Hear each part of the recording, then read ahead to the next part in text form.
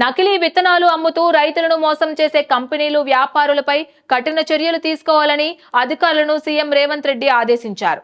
నిందితులు ఎంతటి వారైనా ఉపేక్షించవద్దని పీడీ యాక్ట్ నమోదు చేయాలని చెప్పారు. శుక్రవారం సెక్రటేరియట్ లో వ్యవసాయ శాఖ మంత్రి తుమ్మల నాగేశ్వరరావుతో కలిసి వానాకాలం పంటల సాగుపై సీఎం రేవంత్ రెడ్డి సమీక్ష సమావేశం నిర్వహించారు.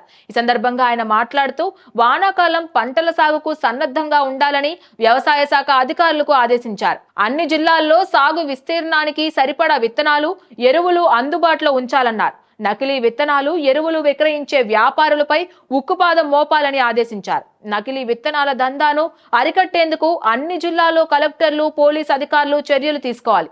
జిల్లాల వారీగా వ్యవసాయ, పోలీస్ అధికారులతో టాస్క్ ఫోర్స్ ఏర్పాటు చేసి దాడులు నిర్వహించాలి. రాష్ట్ర సరిహద్దుల్లో అన్ని చోట్ల టాస్క్ ఫోర్స్ నిఘా ఉంచాలి అని సూచించారు. ఎవరెవరు కల్తీ విత్తనాలు విక్రయిస్తున్నారు, ఎక్కడ నిల్వలు ఉన్నాయి, ఎక్కడి నుంచి రవాణా అవుతున్నాయనే సమాచారం అధికారులకు ఉంది.